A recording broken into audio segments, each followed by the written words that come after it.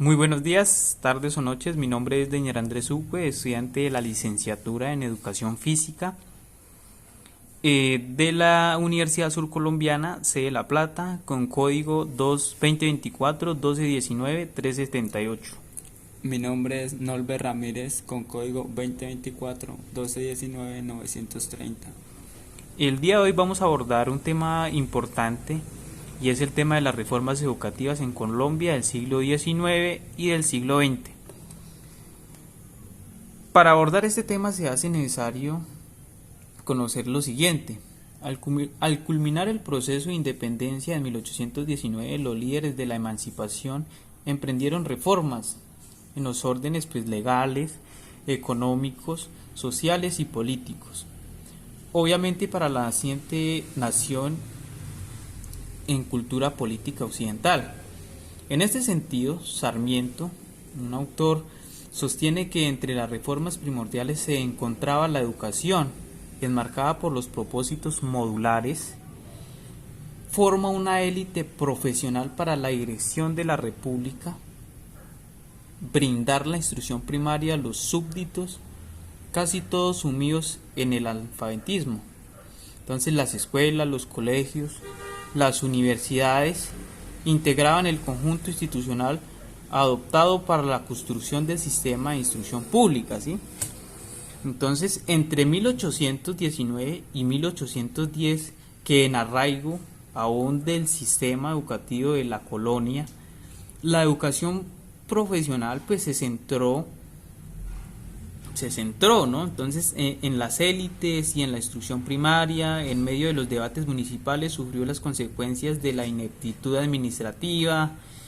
A partir de 1850, el desarrollo y reformas del sistema educativo colombiano se enmarca en los profundos cambios políticos, económicos y sociales que por la pobreza del fisco y de la inestabilidad política pues sufrieron las vicisitudes, ¿sí? La educación primaria, secundaria y profesional se avanzó de manera lenta pues a la consecución de bases firmes para la instrucción pública en la segunda mitad pues, ya del siglo XIX. Entonces, a continuación vamos a hacer una pequeña descripción de las diferentes reformas que surgieron pues, a lo largo del siglo XIX. Primera reforma, surgimiento de la instrucción pública, reforma de Santander 1819 a 1841. En medio de un ambiente políticamente disperso y de emancipación, Santa Fe de Bogotá emergió como el epicentro de la instrucción pública en Colombia, representando la autoridad estatal y religiosa en la regulación de la educación. Junto con instituciones estatales, se permitió a particulares establecer sus propias entidades educativas, por todo bajo la suspensión del Estado y la Iglesia. Vamos ahora con la segunda reforma. Universidades, colegios provinciales y escuelas en la reforma de Ospina 1842 y 1848. Durante el gobierno de Pedro Alcántara Herrán, la educación en Colombia experimentó un cambio significativo bajo la dirección de Mario Ospina Rodríguez, con la implementación de dos decretos clave de 1842 y 1844. Estos decretos marcaron un quiebre con las políticas educativas anteriores, especialmente en cuanto a la organización universitaria y la educación primaria. Debido a crisis educativas de la época, la reforma Ospina abarcó los periodos presidenciales de Herrera y de Tomás Cripiano de Mosquera. Entonces, vamos con la tercera reforma. La libertad y enseñanza de la emancipación de escuelas primarias 1848 y 1868. Durante el gobierno de José Iliario López se implementaron reformas liberales para democratizar la educación en Colombia.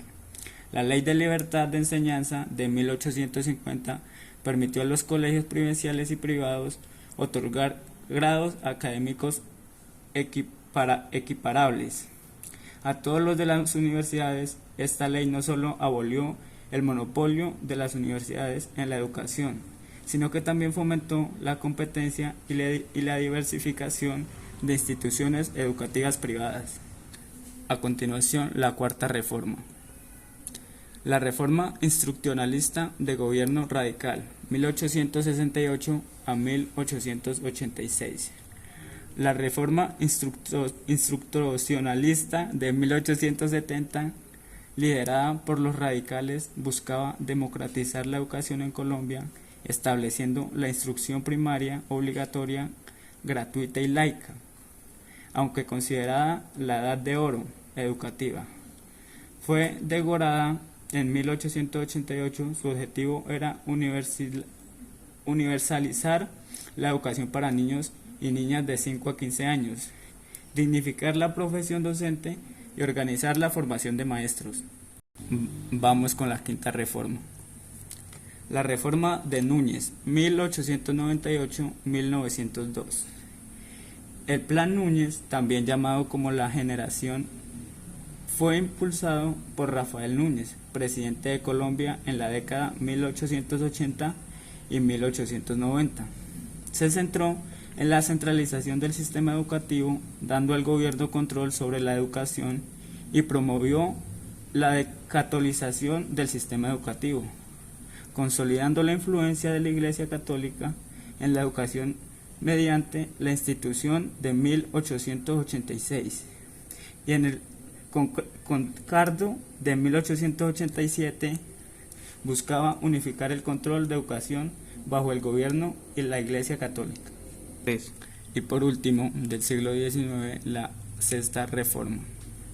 El Plan Cerda, 1892 a 1902. El Plan Núñez buscaba establecer normas para la educación nacional unificada, sin cambiar la naturaleza de las escuelas. El Plan Cerda continuó esta ideología sin interrupciones significativas, incluso durante periodos de conflicto como la Guerra Civil de 1895 y la Guerra de los 1000 días de 1899 a 1902. Además, facilitó la implementación de propuestas educativas congregacionales, especialmente de los hermanos de la calle. Continuando con nuestra línea del tiempo, vamos a abordar ahora pues las distintas reformas que ya surgieron posteriormente pues a las del siglo XIX, más exactamente ya en el siglo XX, y se hace necesario conocer lo siguiente. Entonces, las reformas educativas del siglo XX no son ajenas a la realidad del siglo XIX. Al inicio del siglo pues es fuerte la realidad social, económica y de toda índole como consecuencia de la última guerra civil o guerra de los 1000 días, ¿sí? Y la separación de Panamá. Entonces, sigue el poder la hegemonía conservadora, con algunos cambios de reconstrucción nacional, y su vigencia perdura hasta 1930, época en la cual y hasta 1946 que se da un cambio pues en las diversas políticas del país por la presencia del Partido Liberal en el poder, ¿sí? Entonces, las reformas educativas de la primera mitad del siglo XX efectivamente se dio en dos partes: por la finalización de la hegemonía conservadora y la presencia indiscutible de la Iglesia, y por las reformas de la República Liberal. Para mediados del siglo, la realidad nacional pues era difícil por la situación denominada violencia, la presencia del partido pues conservador en el poder, seguido por el golpe de Estado, y la presencia de un militar en el poder pues que no veía desde el inicio del siglo, ¿no? Entonces, en la segunda mitad del siglo XX se hace presente las diversas reformas educativas en el país por los gobiernos pues del Frente Nacional, y todas las consecuencias pues en todos los encierros que trajo dicho acuerdo de los partidos tradicionales, ¿no? Entonces, en lo posterior y previo a la Constitución de 1991, pues los cambios al sistema educativo también se dieron pues de forma continua y permanente, ¿sí? De forma sucinta, pues se presenta 4 partes de la investigación pues, de Quinceno Sáenz y Baos como una forma de comprender la dinámica de las reformas en el sistema educativo de Colombia pues en el siglo XX.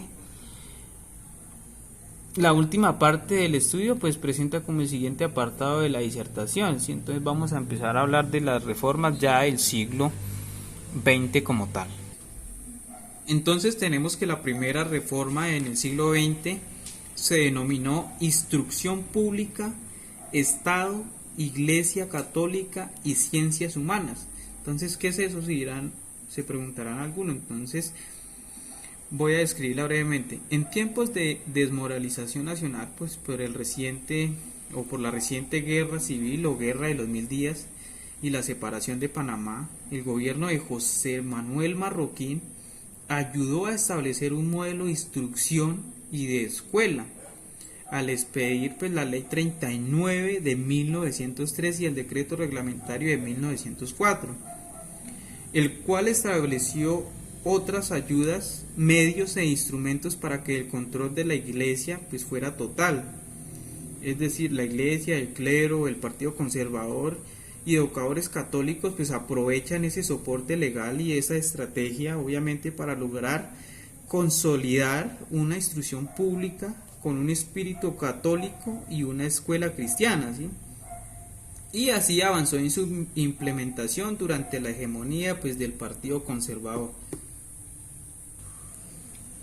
Por esa parte, la primera reforma. Entonces vamos ahora a hablar un poquito de la segunda reforma. Y la segunda reforma es la pedagogía activa, recatolización y desarrollo de las reformas a la educación en Colombia, esto en el año pues 1930 a 1957, siguiendo la línea del tiempo, ¿sí?